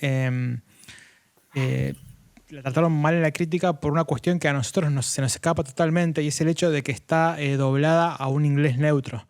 O sea, la película fue filmada toda en Londres con actores ingleses, y luego quisieron poner que era como Nueva York y hablan todos con un tono raro, lo cual es muy interesante porque a cualquiera de nosotros 4, ¿qué nos importa? Porque no tenemos un... Igual tampoco notamos lo Claro, no notas la dureza o lo artificial o raro que tal es. No tenemos tan afinado ese oído específico del idioma, por más que puedas conocer el idioma. Sí, No, sí, sí. no es una película de la Argentina de los 80 en donde te dabas cuenta que el doblaje estaba ahí porque el tipo estaba a 50 metros y la voz la tenías al lado tuyo. ¿Cuál era digamos. Los Increíbles que hicieron el doblaje, que es legendario, que hicieron Claro. un doblaje argentino está Rubén Rada y hay un montón de gente que dicen cualquier cosa? Y Pablo Rago, sí, bueno. Bueno, yo en realidad yo había leído, esa crítica es muy localista, digamos, ¿no? Una de las críticas que había tenido la película, más allá del éxito que tuvo, era que toda la parte más truculenta, por decir, venía al final. sí. Igual arranca Barker el lo palo, arranca. No, es el principio. Es al principio y al final, digamos, ¿no? Las partes más truculentas. Y Barker lo explica muy claramente, no teníamos plata. Hubo que empezar a buscar. Hubo que Igual, empezar a. lo truculento, pensás que la mayor parte de la película son escenas donde hay una mujer hablando con un chabón sin piel. Digamos, hay cosas truculentas. No, pero ¿entendés a dónde voy, Mariano? Sí, sí, Estamos sí, hablando La parte más de violencia, decís. O de, Es 1987 y hay una sed de sangre muy fuerte. O sea, Claro. imagínate el ritmo rápido del slasher, ese tipo, Claro. muerte, fin, pelea Sí, sí, entre en ese Kirsty sentido, y... Eso. Sí, Y sí, total. se va a hacer, hablando un poco de eso, es una remake, un reboot. Había Hay algo. varias cosas. Y Hay no, varias cosas. serie y reboot, ¿no? Sí, sí. Supuestamente para este año hay una nueva película de Hellraiser. A ver, entendamos esto. La última película se hizo en el 2018. La Fue un anterior, horror, la del parece, ¿no? ¿Vos la viste? ¿Eh? Fue un horror, parece. ¿Vos la viste? No, porque ustedes no vieron la del 2011. En el Ustedes no 2011, vieron la del 2011, chicos. Eso era un horror. esa famosa frase, ¿no? Ni Maradona ni Pelé. Yo conocí un colorado en el barrio que jugaba. Claro, no lo conoce nadie. No, en el 2011, ¿qué pasa? Se le estaba venciendo la licencia, creo que era New Line. Se le estaba venciendo la licencia y van a perder los derechos. Hicieron una película en 15 días con $300.000 y sacaron una película en donde es un mejunje. Por eso les digo que es una de las, para mí, de los seriados más eclécticos, en donde hay un poco de found footage, un poco de cine tradicional. Leí de esto. Voy a tener que ver toda esta saga. Todo adentro de una casa y encima el actor principal que hace de Pinhead, digamos. No lo pusieron a Doug Bradley. Claro, digamos. En realidad, ¿cómo se llama el actor? No me acuerdo. Doug Bradley. Doug Bradley dijo, no, ya está, hermano, basta, ¿no? Entonces pusieron, de repente aparece un Pinhead gordito. Representación para nosotros, los gorditos. Y que habla medio gangoso, ¿no? Además la voz de Pinhead, que es como la voz abajo ahí. Claro, claro. Vos imagínense como el Will tear your soul apart, pero como con una voz medio así. Entonces, fue una película hecha con 2 mangos y que encima, con todas las legislaciones, dijeron, bueno, pero tiene que estar en una sala, porque venía sacando todo home video. Entonces la estrenaron en un cine, solo para el staff, y no se vio en otro lado que no sea, sino en esa sala y después en home video. O sea, la cosa venía para que desaparezca. Ahora lo retomaron con esta fiebre de ciertas figuras de los fines de los 80 y principios de los 90 que se están tratando de traer. De caso Candyman, digamos, ¿no? Sí. Que saldría este año. Entonces hay una nueva construcción de Hellraiser en película y una serie de HBO. Sí, la serie de HBO creo que, al menos el piloto, lo dirige el de la última de Halloween, el reboot. No sé ni cómo decirle, ¿no? La continuación espiritual de las continúa primeras. la 2 de Halloween. Sí. No, Clara no es. ¿Qué es el que hizo la Halloween nueva? El que hizo la Halloween nueva no me es acuerdo. David Gordon Green. Sí. Pero lo que sí me enteré es que la versión película de La hace Hellraiser David me parece que la Bracknell. hace, claro, que es el que hizo esta película De Ritual. de Ritual, que es muy buena. Así que Y de Signal. Bueno, ojalá, yo creo que en realidad, y en homenaje a la 1, digo, una buena remake le vendría bien, digamos, ¿no? Sobre todo porque si vos ves más o menos en continuación lo que se fue construyendo a través de los más de 30 años, bueno, se fue cayendo medio a pedazos el asunto, porque fueron sosteniendo los derechos, digamos, hay que ser bastante honesto. Y inclusive con danzas de actores y digo, Scott Derrickson dirigió la 5, la dirigió Scott Derrickson, por ejemplo. ¿La 5 claro, es la que vuelve Kirsty? Sí, bueno, ahí hay otra trampa. Okay. Porque ¿qué pasa? Vieron como, por ejemplo, en la saga de Freddy que vuelve la protagonista en la 7. Sí. Sí. ¿No? Sí. Bueno, en el mundo real y qué sé yo. Bueno, acá también hay un poco de eso, pero en realidad es un mejunje, chicos, realmente, porque ella aparece pero en flashbacks. En flashbacks porque se casó con un tipo que ahora está como medio confundido de la cabeza porque tuvo un accidente en donde ella murió, pero de repente él tiene visiones con Pinhead y con ella, y bueno, es como una película de Shyamalan pero peor, digamos, ¿no? Es muy confuso, digamos. Bueno, les digo que la cantidad de condimentos que hay a través de estos 30 años es impresionante, tratando de revivirla, tratando de rearmarla. Inclusive, en una de las películas está Lance Henriksen. Ubican a Lance Henriksen, ¿sí? Millennium, Alien. Bueno, Lance Henriksen iba a ser Frank Cotton. Ah, qué bien. Mirá que Qué lindo bien. eso. Sí. Díganme Bien si casteado. hubiera estado bueno Sí. ver a Lance Henriksen diciendo "Come to Daddy". ¿No? Hubiera sido genial. Lo que pasa es que por ahí no le daba el físico, es verdad. No Mm. ¿No? sé. Es un hombre menudo, pero da mucho miedo. Es un Sí. tipo que te mira fijo y mamita querida. Sí, me gusta. Bueno, pobrecito, le tocó la 6 o la 5, no sé cuál es. Así como también le tocó a Henry Cavill. Digo, hay un montón de actores que se empezaron a pasar por ahí. Lance Henriksen tiene una muy buena que es Pumpkinhead. Ujú. Es como su película donde él es el protagonista. Que es muy bueno lo que hace el chabón. Y de hecho es la que dirigió Stan Winston. Claro, Los por efectos supuesto. especiales. La dirige él y claramente pone un bicho y mete todo el bichismo ahí. Pero es una buena película de bichos. Y lo tiene ahí a Lance Henriksen. Aparte, hay algo que hay que también pensar, no fueron solo las películas. Julia mencionaba los cómics, se hicieron pilas de cómics, pilas de novelas con spin-offs, con temáticas de algún personaje lateral. Digo, es enorme el universo que se armó alrededor de Hellraiser. De hecho, mucho tiempo después, Barker retoma la historia y hace, creo que en el 2000 y pico, retoma la historia de Hellraiser con otro libro que ahora no me acuerdo exactamente el nombre, pero parecido a Books of Blood o algo por el estilo. Sacred Heart o algo por el estilo, que retoma de Hellbound Heart de allá de los años 80. Y hay hasta los McFarlane Toys de Hellraiser, digo, se hizo mega millonario Clive Barker solamente con la primera, que realmente, vamos a ser honestos, es la más famosa y la más reconocida de toda de todo lo que es el mundo fantástico de Barker, que es amplísimo, Sí. amplísimo. Ha escrito decenas de novelas y decenas de cuentos, que son mucho menos conocidos o mucho menos vendidos. Hizo hasta videojuegos, hay como un par de juegos de Hay- PlayStation, de Sí. Clive Barkers, Jericho, y hay otro más también como... Y Bueno, parece que se le fue bien y todo. hay algo muy gracioso con Hellraiser porque el primer videojuego que sale es en el año 90. Venía tan bien la cosa. Y lo hacen para, ustedes más o menos comprenderán, para Nintendo, para la plataforma Nintendo, que era como el Family Game, un poquito mejor.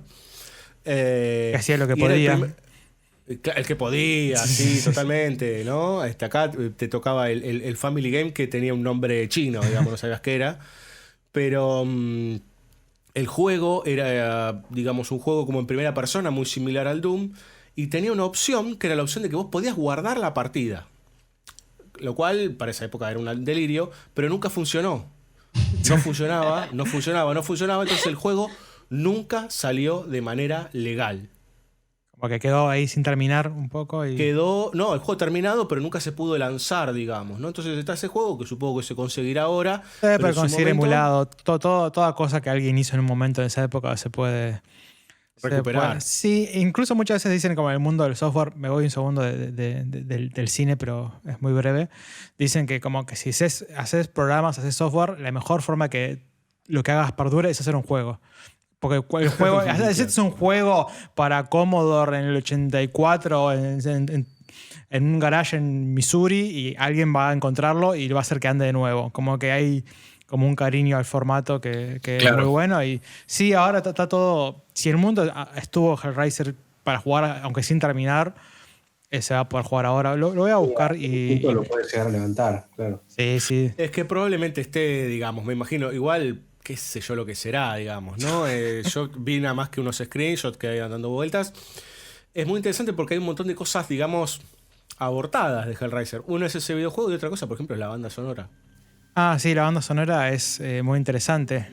Clive Barker contrató a una banda llamada Coil, que es una banda legendaria de los 80s, 90s. Fue muy, muy prolífica hasta que se murió el líder, que se llama John Balance, que era un miembro de Throbbing Gristle, otra banda industrial legendaria de los 70, 80s. Y hizo una banda sonora que estaba buenísima, muy diferente a la que hizo Christopher Young, que es que es muy competente, es muy buena banda sonora, pero es una banda sonora de película de terror, como también hizo millones de otras bandas. Funciona, pero esto era como una cosa con ruidos mecánicos, con unas texturas muy perturbadoras. buscabas la banda sonora en YouTube y todo el mundo dice, tipo, qué bueno estaría ver una versión de Hellraiser con esta música, tipo, que sería como una película un poco distinta. Pero sí, quedó como con 2 bandas sonoras. El productor les pidió que tenga una banda sonora normal, digamos. Entonces pusieron la banda sonora de la película que tiene cuerdas, violines, todo clásica. Lo que... Sí, totalmente clásica. Que lo decís, yo creo que ya escuché esa versión. Está subida Sí, está entera ahí. Por completo lo he escuchado. Es muy buena esa banda sonora. Está el disco completo. Sí. Está el disco completo para escuchar en cualquier plataforma. Está. Incluso creo que hay como unos fragmentos que quedaron de la banda que los usa. En la banda final de Christopher Young hay como unas texturas y ruidos que después Young trabajó encima sobre el material que hizo Coil. Y el tema más recordado, icónico de Hellraiser, en realidad no es de la 1, digamos, ¿no? El tema Hellraiser de Motorhead, en realidad es de la tercera.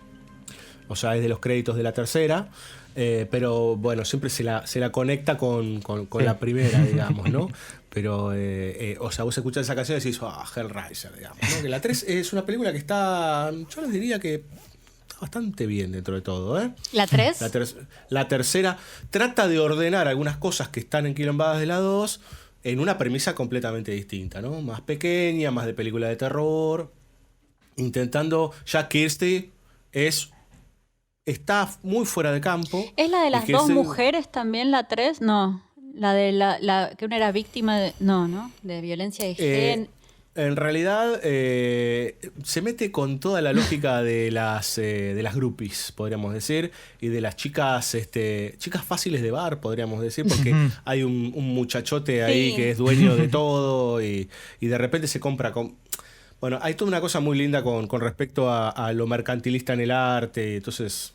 Nada, tiene sus falencias como buena película de continuación que se hace rápido, digamos, tiene unas cuantas falencias, pero tiene algo bastante orgánico que tiene que ver justamente con lo que venía de la 1, que es esto de la mirada crítica sobre el mundo más establecido y mercantilista y etcétera, etcétera, ¿no? También con sus armas, digamos, ¿no? Que no es que tiene demasiadas luces, porque inclusive ya Barker se empieza a alejar. Sí. ¿No? Ya en la segunda ni siquiera escribe. Ya le dio de comer igual y ya está. De hecho, la 2 empieza a retomar algunas cositas que no están explicadas, pero que estaban en la novela. Ya la tercera él no tiene más que ver solo en la producción. Y ya creo que a partir de los 2000 ni siquiera en la producción, digamos, ¿no? Él solo cobra los derechos y se acabó. Qué buenas las citas que hubo de Carpenter últimamente, que le preguntaban tipo, si estaba contento, que si le preocupaban los remakes, no sé cuánto, y era tipo, no, todo esto está buenísimo porque no tengo que trabajar. No trabajo más. Antes me tenía que levantar temprano, ahora no me levanto más temprano. Es que bueno, es que no es ningún boludo. Él dice, bueno, yo voy a hablar del capitalismo mal y sobre todo del liberalismo mal hasta el último día de mi vida. Ahora, el último gozador. En el mientras tanto yo tengo que comer y tengo que pagar el puchero, así que zorros vengan a mí. ¿Quieren hacer 50 Halloween? Háganla, chicos. Yo ya hice lo que tenía que hacer. Sí. Bueno, si les parece, podemos pasar a nuestra famosa sección de recomendaciones, donde día a día recomendamos algo de terror y algo de no terror, pero siempre está abierto a lo que pueda pasar. Muy bien.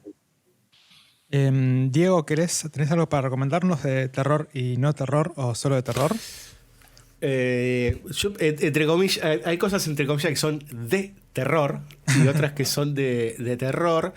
Nada, ya que la mencionamos así al pasar, les puedo recomendar 2 cosas, una película y una banda, si quieren, muy bien. para asustarse un rato. Primero, hay una agrupación francesa que se llama Igor, con muchas R's al final. ¿Cuántas R's? Con muchas, que nunca las conté, pero son muchas. Ponen Igor en Spotify, y si quieren encontrarse con algo absolutamente nuevo, digamos, en el ambiente de la música electrónica y el metal, digamos, muy cercano al industrial, yo se lo sugiero pero con mucha seriedad, digamos. Es más que interesante, porque hace unos sampleos muy piolas, con trabajo de voces líricas, una cosa que si te lo pones de noche te va a agarrar un miedito más que importante, te diría. Que esto no es black metal ni nada por el estilo, es otra cosa. Muy Pero bien. es más que interesante. Te preguntaba Y las pod- R's porque hay una banda legendaria gótica uruguaya que se llama RR y son 7 R's exactamente. Ah, sí. Es un muy buen nombre la banda. Nunca, están hace como 40 años y todavía nunca sacaron un disco, creo, pero es como... Pero son legendarios por cosas como esa, por ejemplo. En fin, dale. No, que inclusive, digo, cuando escuchen un par de temas, van a decir, uff, ¿no? Esto por ahí es demasiado para mí, pero me parece que en estos tiempos en donde sobre todo es más difícil a los que ya venimos escuchando música desde hace mucho tiempo encontrarse con bandas nuevas, eh, bueno, por ahí acá encuentran una alternativa y yo creo que muy ligado a toda esta lógica terrorífica, digamos, de cierta vertiente del heavy metal. Ok. Lo cual me parece muy piola para investigar. Inclusive grandes músicos en todo ese tipo de estructuras musicales, digamos, ¿no? Que a veces son denostados porque se pinta la cara de blanco. Y la verdad es que inclusive hay compositores de orquesta haciendo ese tipo de cosas. Así que me parece que es muy piola. Y en cuanto a lo cinematográfico, yo diría que es casi como un placer culposo, digamos, ¿no? Yo le encuentro sus falencias y todo, pero es una película que adoro profundamente, que se llama Event Horizon, de 95, 96, si no recuerdo mal. Primero porque está mi amor platónico, que es Sam Neill, Sí. ¿no? Película en donde esté Sam Neill. Hablando de terror, creo que él es el protagonista en las continuaciones de La Profecía. O sea, él justamente hace de Damien. En la Claro, tercera. ¿no? Que, bueno, son películas difíciles de digerir, ¿no? Son bastante malas. Pero más allá de eso, Event Horizon es el famoso horror espacial, digamos, ¿no? Es eso de una nave que se encuentra con algo completamente indecible, algo completamente, digamos, incontrolable, y eso es justamente a lo que nosotros los humanos le llamamos infierno. ¿Qué pasa? Es una pregunta muy carpenteriana la que se hace esa película. ¿Qué pasa si aquello que alguna vez le pusimos simbólicamente el nombre de infierno realmente existe? Esa es la historia del Doom, ¿no? Vos que jugaste al Doom hace poco, Mariano. Básicamente, la historia del legendario Doom es: están haciendo unos experimentos en Marte y encuentran la puerta del infierno literal. Y bueno, Y viene a destruir la Tierra. y acá andamos, estamos en esta. Sí, la verdad que tampoco le seguí tanto la historia, me concentré más en matar monstruos de la forma más violenta posible mientras los jugaba durante la cuarentena. Finalmente fueron los primeros 5 o 6 días de la cuarentena, pero bueno. Pero fue una experiencia así como de horror en el espacio, porque también hay como situaciones así. No sé, el espacio también tiene esa cosa con el vacío, ¿viste? Como. Claro. Y el vacío siempre tiene que ver con el infierno, no sé por qué, pero. No, acá lo que tiene de bueno es que, digo, tiene una premisa central que igual si quieren cuando tengan ganas la hablamos sin extenso. La premisa central es que... ¿Acaso te estás invitando a hacer Event Horizon en breve?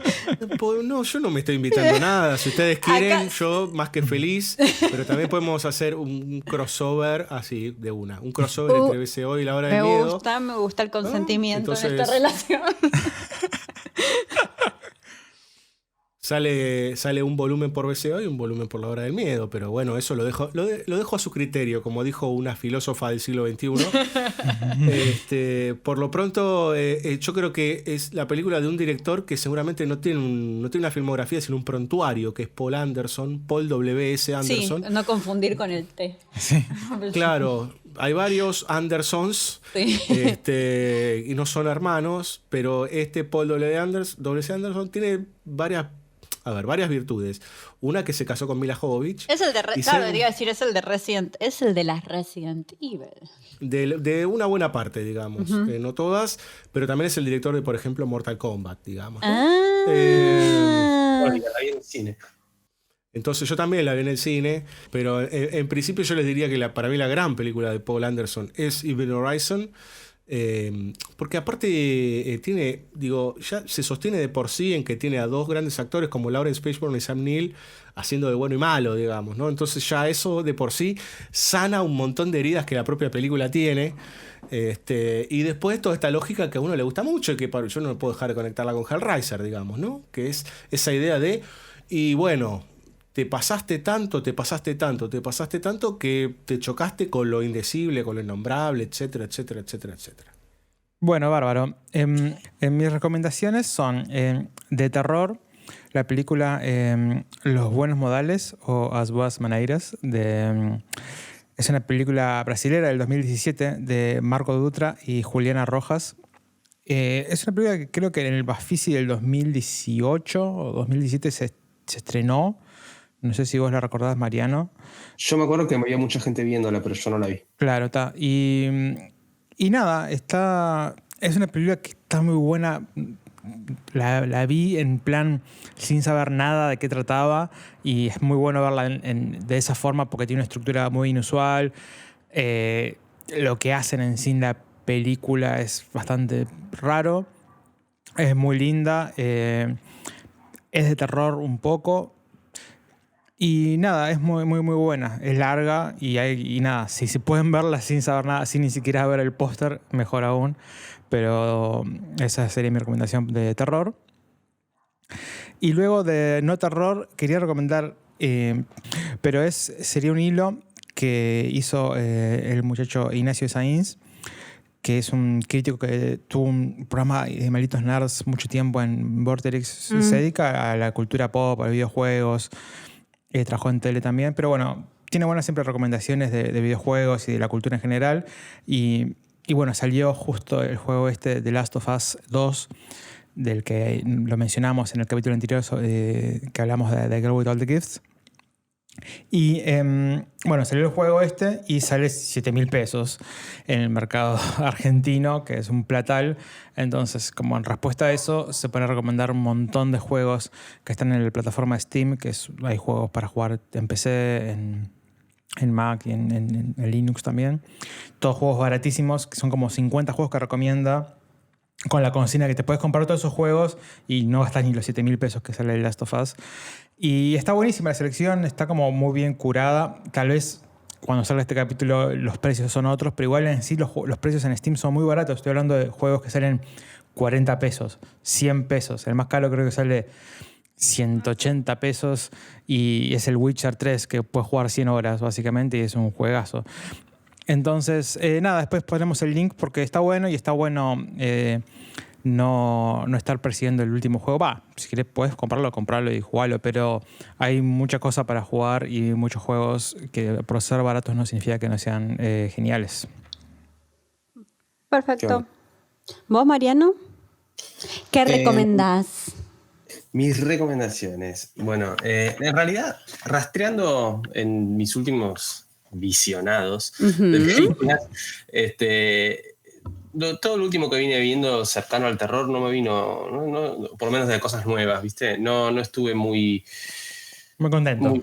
Muy contento. No hubo cosas que me gusten demasiado, pero entonces traté de buscar un poco alguna película que pueda ser interesante recomendar, que no sea tan vista, y me acordé de una película que es una gran película, que no es precisamente de terror, de hecho tiene algunos elementos por ahí fantásticos quizás, pero más que nada un terrible drama oscuro, que es la película La Novena Configuración, The Ninth Configuration, del año 1980, de William Peter Blatty, que es conocido por ser tanto el escritor como el co-guionista del Exorcista.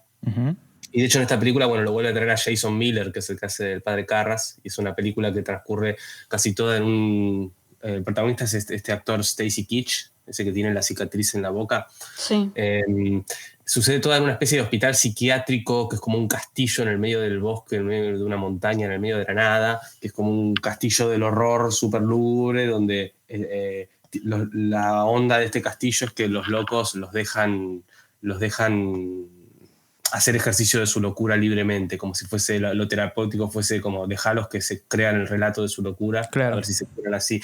Que de ahí tomó mucho Scorsese para esta película Shutter Island, Sí. Creo que debe haber sido alguna de las referencias. Pero bueno, es una película muy terrible, no se parece en nada a Shutter Island, o sea, solo lo mencioné como referencia, pero que es muy buena y tiene una imagen muy pregnante, que tal vez la vieron en algún lado, que es en un momento un personaje, no me acuerdo si es que tiene un sueño o una especie de fantasía o alucinación donde se ve la luna y un astronauta con la bandera americana, ¿viste? En la luna, y que de repente camina y en la luna aparece un crucifijo gigante, como un Cristo en la luna, que da mucho miedo de ver. Como si fuese el monolito de 2001, pero vos ves un crucifijo gigante en el medio de la luna. Bueno, esa la recomiendo mucho, se consigue, o sea, después podemos poner el link en las notas. Muy bien. Y después de no terror, recientemente vi Me gusta la no terror. De no terror. El resto del cine. Nosotros dividimos las cosas entre terror y no terror. Terror y el resto del mundo. Como el programa de, ¿cómo se llama? El modelo intelectual. Iván de Pineda. El modelo intelectual me quedé pensando un montón. Bueno, no, la última de Judd Apatow, que es The King of Staten Sí. Island. ¿Qué onda? Que salió hace poco se consigue para bajar, no sé en qué plataforma habrá salido, salió hace pocos días. La verdad que me gustó mucho, a mí me gusta bastante lo que hace Apatow en cine. ¿Cuál es la anterior que hizo? No me acuerdo. La anterior es Trainwreck. Actúa la actriz esta que siempre me olvido el nombre, una rubia. Amy Schumer. Amy Schumer y con el otro actor, con Bill Hader. Bill Hader. Sí, esa me gustó bastante. Es una como muy redondita que hizo, que a mucha gente no le gustó porque era poco autorística de parte suya, pero a mí me gustó bastante. Es una especie de comedia romántica bastante redonda. Sí, a mí no me acuerdo. Creo que me había gustado.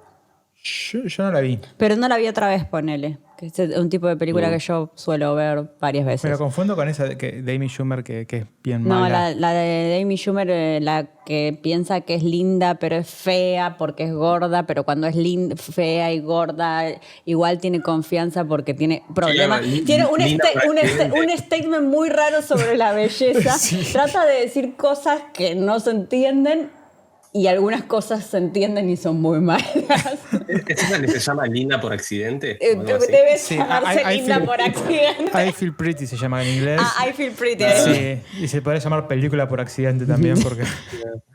No, en esta está toda centrada, de hecho también escribió el guión también este comediante que se llama Pete Davidson, que es uno que está ahora, no lo vi, pero parece que está ahora en Saturday Night Live, que es un chabón que su padre murió en el 11 de septiembre, era bombero. Bueno, tiene todo que ver con su vida la trama, básicamente. Yo la podés ver igual sin conocerlo, obviamente, y hay una participación de Steve Buscemi genial durante la película. Y es la típica película de Apatow de gente que está como en un momento resuspendido de la vida y que se transforma de alguna forma. Pero es muy recomendable. Y se consigue, debe tener 1000 CDs todavía para ver. Yo veo en Letterboxd, está todo el mundo viéndola. La verdad que me gustó bastante. Bien. Muy bien. ¿Vos, Julia? Bueno, yo de terror o casi, como ustedes, vi últimamente, no mucho, quería recomendar algo medio nuevo, entonces voy a recomendar Swallow, del 2019, de Carlo Mirabella Davis. Es una ópera prima, creo. Podría haberlo buscado igual. Es una obra prima. Gracias, bien. Gracias, en un momento lo dije con mayor seguridad. Sí. Está bien, queda el antecedente que en algún momento pensé efectivamente que era una ópera prima. Es la historia de una chica, una ama de casa que está casada, que vive con su esposo en una especie de cajita de cristal al lado de un lago y un bosque. La casa del hombre invisible también. Es como una reversión del hombre invisible. Encuentra al bebé Rosemary en el sentido del control del embarazo. Bueno, queda embarazada, pero lo que le pasa está basado en un síndrome que parece que le pasa a las personas embarazadas, que es pica, que es las ganas de comerte cosas que no se comen. De picar cosas. Sí, de picotearte unas cositas, unas chinches. No, pero bueno, de comerte, no sé, un pedazo de metal, no sé, de comerte... Sí, una chinche. Una chinche, de comerte, tipo, eso, no sé. Una pila. Cualquier cosa que encuentres. Cosas que están cosas todo que mal. no se comen, pero hay un par de cosas, es estéticamente, es súper bella, tiene un par de cosas que no me gustaron del todo, pero mayormente sí. Pero hay algo en esto de la liberación de ella comiéndose cosas que está re Sí. bien logrado. Eso está como muy que bien. decís, vamos, piba, comete esa pila ya. Y es como... Uno acompaña. Sí, uno lo acompaña bueno, justamente, bueno, pero es muy gracioso que esté canalizado por ese lado. Por ese lado viene la parte un poco más del horror. Pero bueno, es medio un thriller, drama, medio como lo que venías diciendo también en ese sentido. Bueno, no quiero contar más, pero bueno, está para ver. Y de no terror... algo desrecomendable. No, desrecomendable. Pero al final, ¿viste The Boy 2, vos? ¿Estaba The Boy 2? Sí, salió hace como... Entendí The Void. Siempre tenemos la misma conversación. Es verdad. Vi The Boy 2, sí. ¡Boludo! Si me hubiese gustado, la hubiese ¡Es recomendado. lo peor! Igual yo estaba re enojada porque yo sabía que iba a ser lo peor, pero estaba muy curiosa de decir, ¿cómo va a ser la 2? ¿Qué va a pasar? Si era un spoiler retroactivo de una película que salió hace 5 años. Si era gente detrás de... Si una persona... Wall people. Era... Sí. Por favor... ¿cómo va a ser? ¿Qué pasa? Y al final es la peor definición de todo. Sí, igual tampoco es que la odié tanto, solo me decepcionó mucho. Pero Julia viéndola fue toda una experiencia. Julia estaba como en una. Fue bastante gracioso. ¿Qué estaba? Furiosa. Como enojada cada 10 minutos, tipo, anda, ¿pero qué mierda esto? ¿Pero cómo van a hacer? ¿Pero qué porquería? Es que es básicamente Katie Holmes mirando el estúpido muñeco que al final es un muñeco embrujado, siempre lo fue, ¿viste? Es como, ¡qué bronca! Y tiene un par de cositas, capaz alguna escena que es medio divertida, pero listo. Después, como, me dio mucha bronca, porque, no sé, además estaba respectante de verdad, porque... Bueno, pero porque es el mismo director y mismo escritor, además. Claro, y la primera es muy buena. Y la primera es bárbara. Qué sé yo, bueno. Yo me acuerdo de verla en el cine, la 1, y cuando entra el twist, yo me lo comí con papas. Como que entré, tipo, anda, what the fuck, y estuvo... Sí, está buenísimo. Está bueno. Pero además también tiene esa... Onda, The Boy es un muñeco, es como que... Es un tropo sobre un tropo sobre un tropo. Es como una... Tipo, se basa en ciertas convencionalidades que uno agarra. Sí, además venía en esta idea, en esta de casa, además venía muy... Nada, uno está acostumbrado a bañarla, muy James Wine, todo eso, y de golpe salió con otro... Estuvo como... Fue muy... refrescante, digamos, refrescante.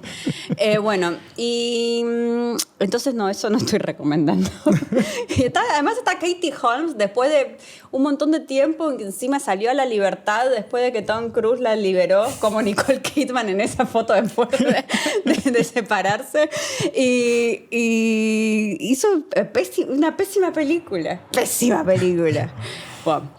No la bajen, no la vean. No estoy diciendo que no la vean. Solo estoy diciendo que no me gustó. Nunca diría a la gente que no vea películas, excepto I Feel Pretty de Amy Sherman Paladino. Amy Sherman Paladino. Estoy mezclando cualquiera. Y bueno, y de no terror voy a recomendar una película de Elaine May. Perdón, Diego, que ya había recomendado Elaine May en la otra. Pero una sola, que es The Heartbreak Kid del 72, con guión de Neil Simon, que es como una comedia, tragicomedia, actúa Charles Groven un par de años después, justo que hablábamos del bebé Rosemary, un par de años después de haber hecho del médico que la entrega. El médico turbio. Sí, del ginecólogo turbio. Que es la historia, bueno, seguro mucha gente vio la remake, que es la película esta de los Farrelly con Ben Stiller, que es la del tipo que está en la luna de miel, conoce enseguida a la esposa, se casa, y en la luna de miel se da cuenta que no se lleva bien con la esposa. En la de Ben Stiller se da cuenta que la esposa es muy hincha pelotas, supuestamente. ¿Nadie la vio? ¿Ninguno de los dos? ¿La que se broncea toda ella? Sí. La vi en la tele. ¿Cómo un se poco. llama? Sí, The Heartbreak Kid. The Heartbreak Kid, bueno. Lo que tiene en particular, a diferencia de esta, es que... Pero el tono es muy distinto y funciona mucho mejor, un poco por el personaje de él, que es muy incómodo, aunque eso también podía estar o podía empezar a develarse en la de Ben Stiller, pero sobre todo por los personajes de las dos minas. la que conoce la luna de miel y la esposa, porque no son como estereotipos de, no sé, la esposa hincha pelotas o imbancable, Claro. y la mina soñada y nada más. Y, la mina que conoce, la chica que conoce es una... Además hay todo un trasfondo medio... él, claro, es judío. La que hace de la esposa es de Lila, es Jenny Berlin, que es la hija de Lane May. Y la que conoce es Sybil Shepherd, que es como esta belleza americana, tipo del oeste y demás, que está perfecta en el papel. Y además, no sé, yo la recomiendo. Y además es una película medio como para ver a la par del Graduado, no solo porque... que es de Mike Nichols, que trabajaba con Elaine May en un grupo cómico ahí en los 50, no solo porque, bueno, el personaje de Charles Groven, el de Dustin Hoffman, lo iba a hacer Charles Groven, sino porque tiene como este mismo halo del personaje masculino. De hecho, el final tiene mucha reminiscencia a El Graduado, el final y el principio. Así que, bueno, esa. Bueno, esto ha sido todo por el día de hoy. Muchísimas gracias, Diego, por visitarnos de nuevo y compartir tu sabiduría. La sabiduría es poca, pero en realidad me alegra que me hayan convocado de vuelta. Es una lástima que tengamos que hacerlo hacia la distancia porque las circunstancias apremian. Bueno, ¿qué vamos a hacer? Pero la verdad es que la pasé muy bien. Como siempre. Yo siempre menciono lo mismo. Estoy tan acostumbrado a invitar gente que a veces estar del otro lado, digamos, ¿no? Es una experiencia muy piola y muy linda cuando te invitan a charlar un rato y que sea ameno y que se convierta en algo que nos sirva tanto a nosotros como a los que escuchan. Y, a ver, básicamente lo que para mí es importante es agradecerle a ustedes por invitarme, primero.